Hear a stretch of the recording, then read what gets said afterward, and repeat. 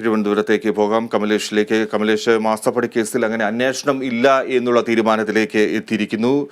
Vigilance അന്വേഷണം വേണമെന്ന ഹർജി കോടതി തള്ളുകയാണ്. നേരത്തെ തന്നെ വിമർശനമുണ്ടായിരുന്നു. മുഖ്യമന്ത്രിക്കെതിരെ മതിയായ തെളിവുകൾ ഹാജരാക്കാൻ കുഴൽനാടന് കഴിഞ്ഞില്ല എന്നുള്ള തരത്തിൽ. ഇപ്പോൾ കോടതിയുടെ തീരുമാനം എന്താണ്?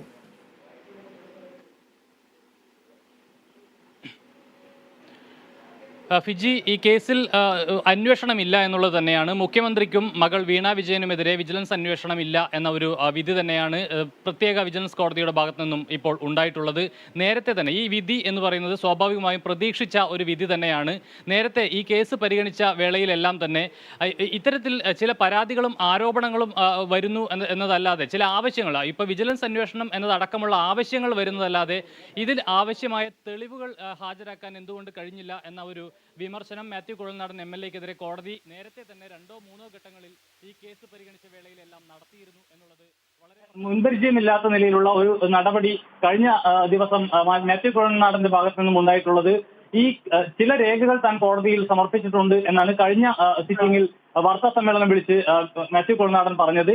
ഈ രേഖകൾ കോടതിയുടെ സമക്ഷം ഇരിക്കുന്ന ഘട്ടത്തിൽ തന്നെ പുറത്തും ഈ രേഖകളെല്ലാം മതിയായ തെളിവുകളാണ് എന്ന് ഘട്ടത്തിൽ തന്നെ പുറത്തും ഈ രേഖകളെല്ലാം മാത്യു കുഴൽനാടൻ വിളിച്ചു ചേർക്കുന്ന ഒരു സാഹചര്യം ഉണ്ടായിരുന്നു. പക്ഷേ എന്നിട്ട് പോലും ഈ വിഷയത്തിൽ കൃത്യമായ ഒരു നീക്കുപോക്ക് ഉണ്ടാക്കാൻ അല്ലെങ്കിൽ ഒരു തീരുമാനത്തിലേക്ക് എത്താൻ വേണ്ടി കഴിയുന്നില്ല എന്നുള്ളതാണ്. മാത്യു കുഴൽനാടൻ ഒരു വിജയം നേടിയെടുക്കാൻ കഴിയുന്നില്ല എന്നുള്ളതാണ്. കോടതി ഇതിൽ മുഖ്യമന്ത്രിക്കും മകൾ വീണ വിജയനുമെതിരെ അന്വേഷണം നടത്തേണ്ട സാഹചര്യമില്ല എന്ന് പറഞ്ഞു വെക്കുന്നു. അത്തരത്തിലുള്ള ഒരു വിധി തന്നെയാണ് വന്നിട്ടുള്ളത്. സ്വാഭാവികമായും പ്രതീക്ഷിച്ച വിധിയാണ് ഇതുമായി ബന്ധപ്പെട്ടുണ്ടായിട്ടുള്ളത് എന്നുള്ളതാണ്. മതിയായ രേഖകൾ മുഖ്യമന്ത്രിക്കെതിരെ ഇല്ല എന്നുള്ളത് തന്നെയാണ് കോടതി ചൂണ്ടിക്കാട്ടിയിട്ടുള്ളത്. കേവലം ആരോപണം മാത്രമാണുള്ളത്, ആവശ്യം മാത്രമാണുള്ളത്. അതിനപ്പുറത്തേക്ക് തെളിവുകളുടെ അഭാവത്തിലാണ് ഈ ഹർജി കോടതി തിരുവനന്തപുരം പ്രത്യേക വിജിലൻസ് കോടതി അഭാവത്തിലാണ് ഈ ഹർജി തിരുവനന്തപുരം പ്രത്യേക വിജിലൻസ് കോടതി ഇപ്പോൾ തള്ളിയിട്ടുള്ളത്. നേരത്തെ തന്നെ ഈ കേസ് ഹർജി പരിഗണിച്ച വേളയിലെല്ലാം തന്നെ എന്ത് അടിസ്ഥാനത്തിലാണ് മുഖ്യമന്ത്രിയെ പ്രതി ചേർക്കേണ്ടത് എന്ന ഒരു ചോദ്യം കോടതിയുടെ ഭാഗത്തു നിന്നും ഉണ്ടായിട്ടുണ്ട്. ഏതെങ്കിലും തരത്തിൽ ക്രമവിരുദ്ധമായി അല്ലെങ്കിൽ അവിഹിതമായി ഈ വിഷയത്തിൽ മുഖ്യമന്ത്രി ഇടപെട്ടതിൻ്റെ രേഖകളോ തെളിവുകളോ ഹാജരാക്കാൻ ഹർജിക്കാരന് കഴിഞ്ഞിട്ടുണ്ടോ എന്ന ഒരു ചോദ്യം ഉന്നയിച്ചു. എന്നത് തെളിയിക്കുന്ന രേഖകളുണ്ടോ എന്ന് ചോദിച്ചു. അതോടൊപ്പം തന്നെ ഈ CMR സർക്കാരിനോട് ആവശ്യപ്പെട്ട കാര്യങ്ങളെല്ലാം തന്നെ, അവരുടെ ആവശ്യങ്ങളെല്ലാം തന്നെ സർക്കാർ നിരാകരിക്കുന്ന ഒരു സാഹചര്യമാണ് ഉണ്ടായിട്ടുള്ളത് നേരത്തെ. അപ്പോൾ പിന്നെ എങ്ങനെ മുഖ്യമന്ത്രി ഒരു വഴിവിട്ട സഹായം CMR-ന് ചെയ്തു കൊടുത്തു എന്ന് പറയാൻ കഴിയും എന്ന ഒരു ചോദ്യം തന്നെയാണ് കോടതി നേരത്തെ ഉന്നയിച്ചിരുന്നത്. വീണ്ടും അദ്ദേഹത്തിന്, അതായത് മാത്യു കുഴൽനാടന് കൂടുതൽ രേഖകൾ ഹാജരാക്കാനുള്ള സമയം നൽകിയിരുന്നു. അപ്പോഴും മതിയായ തെളിവുകളോ രേഖകളോ ഹാജരാക്കാൻ മാത്യു കുഴൽനാടന് കഴിഞ്ഞില്ല. അതിന് പിന്നാലെയാണ് മാത്യു കുഴൽനാടനെതിരെ വലിയ വിമർശനം കോടതിയുടെ ഭാഗത്തു നിന്ന് തന്നെ ഉണ്ടായിട്ടുള്ളത്. അതിന്റെ അന്തിമ വിധിയാണ് ഇന്ന് വന്നിട്ടുള്ളത്. മാസപ്പടി കേസിൽ എക്സാലോജിക്കുമായി ബന്ധപ്പെട്ട വിഷയത്തിൽ ഈ CMR-ന് മുഖ്യമന്ത്രി വഴിവിട്ട് സഹായം ചെയ്തു കൊടുത്തു എന്ന ആരോപണങ്ങളെല്ലാം തന്നെ തള്ളിക്കളഞ്ഞുകൊണ്ട് ഈ വിഷയത്തിൽ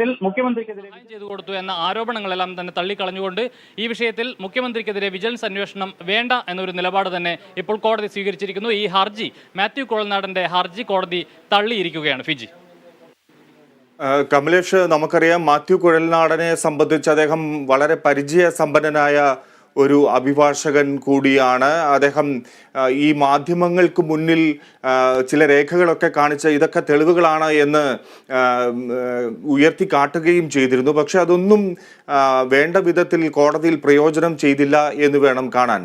എന്തുകൊണ്ടാണ് ഒരുപക്ഷെ ഈ അഭിഭാഷകൻ കൂടിയായ മാത്യു കുഴൽനാടൻ ഇക്കാലം അത്രയും ഈ ആരോപണങ്ങളും ആക്ഷേപങ്ങളുമായി മുന്നോട്ട് പോയത്? അതൊരു രാഷ്ട്രീയ ആക്ഷേപങ്ങൾ മാത്രമായി ഈ ഘട്ടത്തിൽ കാണേണ്ടതുണ്ടോ? അങ്ങനെയാണോ അതിനെ വിലയിരുത്തേണ്ടത്? ഒപ്പം തെരഞ്ഞെടുപ്പ് കാലമായിരുന്നു, ഒരു പുകമറ സൃഷ്ടിക്കുക, ഇത്തരത്തിൽ സമൂഹത്തിന് മുന്നിൽ മുഖ്യമന്ത്രിക്കും മകൾക്കും എതിരെ ചില നീക്കങ്ങൾ നടത്തുക എന്നുള്ളതായിരുന്നോ ഒരുപക്ഷെ കുഴൽനാടന്റെ ഉദ്ദേശം? അങ്ങനെയും വിലയിരുത്തിയാൽ അതിനെ സംശയിക്കേണ്ടതുണ്ടോ?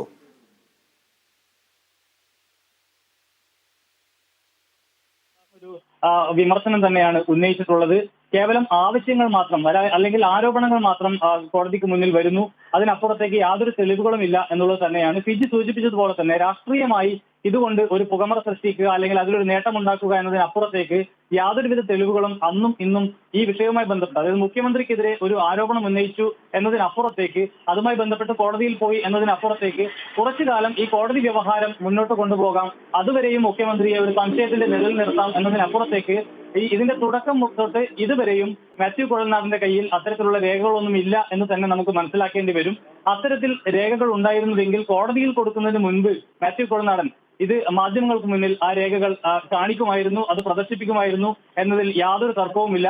നേരത്തെയും പല വിധത്തിലുള്ള കാര്യങ്ങൾ, ഇപ്പോൾ ഏറ്റവും ഒടുവിൽ ഈ 5 രേഖകൾ താൻ കോടതിയിൽ സമർപ്പിച്ചിട്ടുണ്ട് എന്ന് മാത്യു കുഴൽനാടൻ പറയുന്ന രേഖകൾ പോലും മതിയായ തെളിവുകളല്ല എന്നാണ് കോടതി ചൂണ്ടിക്കാട്ടിയിട്ടുള്ളത്. കേവലം മാധ്യമങ്ങളോട് ഈ 5 രേഖകൾ താൻ കൊടുത്തിട്ടുണ്ട്, 5 തെളിവുകൾ ഹാജരാക്കിയിട്ടുണ്ട് എന്ന് കാണിക്കുക മാത്രമായിരുന്നു മാത്യു കുഴൽനാടന്റെ ഉദ്ദേശം എന്ന് തന്നെ അതിനെ വ്യാഖ്യാനിക്കേണ്ടി വരും.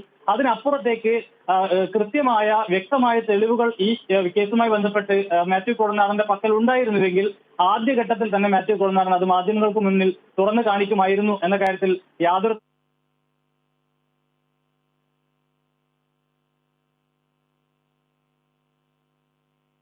മാത്യു കുഴൽനാടന്റെ ഹർജി കോടതി തള്ളിയിരിക്കുന്നു. മുഖ്യമന്ത്രിക്കും മകൾക്കുമെതിരെ വിജിലൻസ് അന്വേഷണം വേണമെന്ന ഹർജിയാണ് തള്ളിയിരിക്കുന്നത്. മുഖ്യമന്ത്രിക്കെതിരെ മതിയായ തെളിവുകൾ ഹാജരാക്കാൻ കഴിഞ്ഞില്ല എന്ന് കോടതി കണ്ടെത്തുകയാണ്. മാസപ്പടി കേസിൽ അങ്ങനെ അന്വേഷണം ഇല്ല.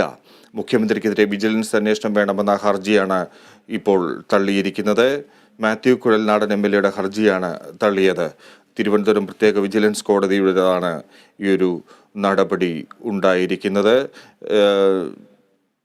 കമലേഷ്, ഇത് കുഴൽനാടനെ സംബന്ധിച്ച് എത്രമാത്രം തിരിച്ചടിയാണ്? ഒരുപക്ഷെ അദ്ദേഹം ഒരു പുകമറ സൃഷ്ടിക്കുക എന്നതിനപ്പുറം മറ്റെന്തെങ്കിലും ഉദ്ദേശിച്ചിരുന്നെങ്കിൽ നിയമപരമായ ഒരു നീക്കം അല്ലെങ്കിൽ ഒരു അന്വേഷണം എന്നതിലേക്ക് കാര്യങ്ങൾ എത്തിക്കുക എന്നുള്ള തരത്തിലായിരുന്നു അദ്ദേഹത്തിൻ്റെ നീക്കം എങ്കിൽ കുഴൽനാടനെ സംബന്ധിച്ച് ഈ കോടതിയുടെ തീരുമാനം എത്രമാത്രം വലിയ തിരിച്ചടിയാണ്?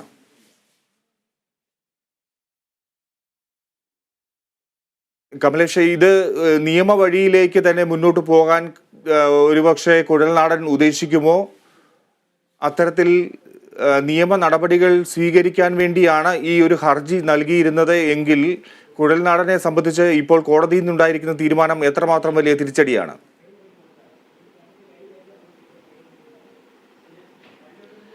ഫിജി, മാത്യു കുഴൽനാടനെ സംബന്ധിച്ച് വലിയ ഒരു തിരിച്ചടി തന്നെയാണ്. ആദ്യഘട്ടത്തിൽ ഈ വിഷയവുമായി ബന്ധപ്പെട്ട് പാർട്ടിയുടെ പിന്തുണ പോലും ഇല്ലാതെ ഒരു ഒറ്റയാൾ പോരാട്ടം എന്നുള്ള നിലയിലാണ് മാത്യു കുഴൽനാടൻ ഈ വിഷയം കൊണ്ടുപോയത്. പിന്നീട് അതൊരു പ്രസ്റ്റീജ് ഇഷ്യൂ ആയി മാത്യു കുഴൽനാടൻ എടുക്കുകയും അതിനുവേണ്ടി എന്തൊക്കെ ചെയ്യാൻ കഴിയുമോ അതെല്ലാം ചെയ്യുന്ന നിലയിലേക്ക് മാത്യു കുഴൽനാടൻ പോവുകയും ചെയ്തു. വളരെ വലിയ ആത്മവിശ്വാസത്തോടെയാണ് ഈ കഴിഞ്ഞ നാളുകളിലെല്ലാം തന്നെ മാത്യു കുഴൽനാടൻ ഈ വിഷയവുമായി ബന്ധപ്പെട്ട് മാധ്യമങ്ങളോടക്കം സംസാരിച്ചത്. പക്ഷേ ഇത് ഒരു കേവലമായ ഒരു ആരോപണം എന്നതിനപ്പുറത്തേക്ക് യാതൊരു തെളിവുകളും കോടതിക്ക് മുന്നിൽ വെക്കാൻ കഴിഞ്ഞില്ല എന്നുള്ളതാണ് പരാജയം.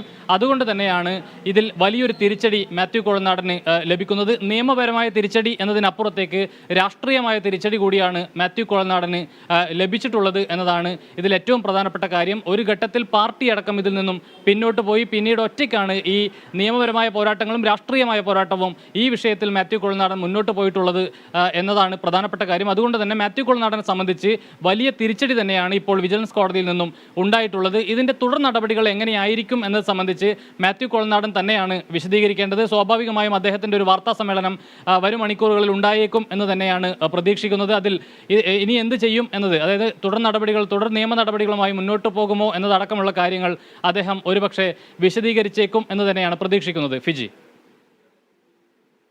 കമലേഷ് പറയുന്നതനുസരിച്ച് കോൺഗ്രസിന്റെ ഭാഗത്തു നിന്ന്, KPCCയുടെ ഭാഗത്തു നിന്ന് ഈ ഒരു ആരോപണത്തിന് അല്ലെങ്കിൽ കുഴൽനാടൻ നിയമ നടപടികളുമായി മുന്നോട്ട് പോകുമ്പോൾ വേണ്ട വിധത്തിലൊരു പിന്തുണ കുഴൽനാടന് ലഭിച്ചില്ല എന്നുള്ളതാണോ കാണേണ്ടത്? മാസപ്പടി ആരോപണം അത് വെറും ഒരു ആരോപണം മാത്രമാണ് എന്ന് KPCC കാണുകയുണ്ടായോ?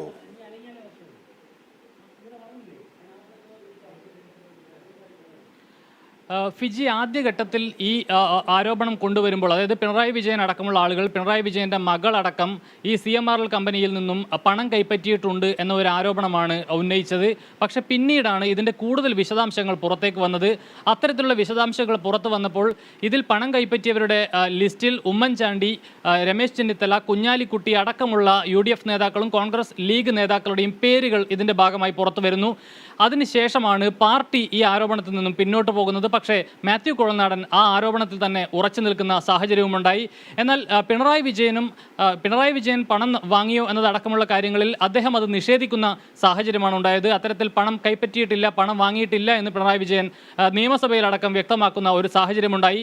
അതേസമയം രമേശ് ചെന്നിത്തലയെ അടക്കമുള്ള നേതാക്കൾ പണം വാങ്ങിയിട്ടുണ്ട് എന്ന് സമ്മതിക്കുന്ന ഒരു സാഹചര്യവുമുണ്ടായി. അത് പക്ഷേ വ്യക്തിപരമായ ആവശ്യത്തിനല്ല, പാർട്ടി ആവശ്യത്തിനാണ്, പാർട്ടി ഫണ്ട് എന്നുള്ള നിലയിലാണ് ഈ പണം വാങ്ങിയത്, അതിൽ തെറ്റില്ല എന്നൊരു വിശദീകരണവും ചെന്നിത്തല അടക്കമുള്ള കോൺഗ്രസ് നേതാക്കളുടെ ഭാഗത്തു നിന്നും ഉണ്ടായി. ഇതോടെയാണ് കോൺഗ്രസ് പാർട്ടി ആകെ പരുങ്ങലിലായി പോകുന്ന ഒരു സാഹചര്യത്തിലേക്ക് കാര്യങ്ങൾ പോയത്.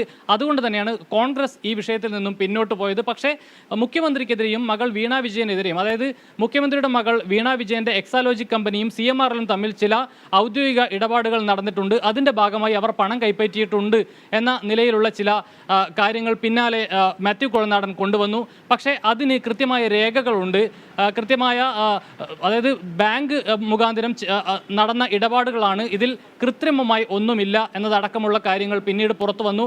ഇതിൽ ആദായ നികുതി അടച്ചിട്ടുണ്ടോ, ഇൻകം ടാക്സ് അടക്കമുള്ള വിഷയങ്ങളിൽ ടാക്സ് അടച്ചിട്ടുണ്ടോ എന്നതടക്കമുള്ള ചോദ്യങ്ങളുമായി പിന്നാലെ മാത്യു കുഴൽനാടൻ രംഗത്ത് വന്നു.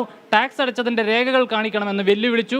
ഇത് അനധികൃതമായി കൈപ്പറ്റിയ പണമാണ് എന്ന് ആരോപിക്കുകയും ചെയ്തു. പക്ഷേ പിന്നാലെ വീണ വിജയന്റെ എക്സാലോജിക് കമ്പനി വാങ്ങിയ പൈസയ്ക്ക് കൃത്യമായ ടാക്സ് അടച്ചിട്ടുണ്ട് എന്നതിൻ്റെ രേഖകളും പുറത്തു വന്നു. പിന്നീടാണ് പലതരത്തിൽ ഇത്തരത്തിലുള്ള പണം എങ്ങനെ വന്നു, എന്ത് ജോലി ചെയ്തതിൻ്റെ പ്രതിഫലമാണ് ഈ തുക എന്നതടക്കമുള്ള ചോദ്യങ്ങളിലേക്ക് വന്നത്. അത് രണ്ട് സ്ഥാപനങ്ങൾ തമ്മിലുള്ള ഇടപാടായിരുന്നു. എന്നാൽ അതിനെ മുഖ്യമന്ത്രിയുമായി കണക്ട് ചെയ്തുകൊണ്ടാണ് പിന്നീട് വാർത്തകൾ വന്നത്, പിന്നീട് ആരോപണങ്ങൾ വന്നത്. CMRLന് കരിമണൽ ഖനനം നടത്തുന്നതിന് വേണ്ടി മുഖ്യമന്ത്രി അനധികൃതമായി ഇടപെടൽ നടത്തി, അവർക്ക് വഴിവിട്ട സഹായം ചെയ്തു കൊടുത്തു.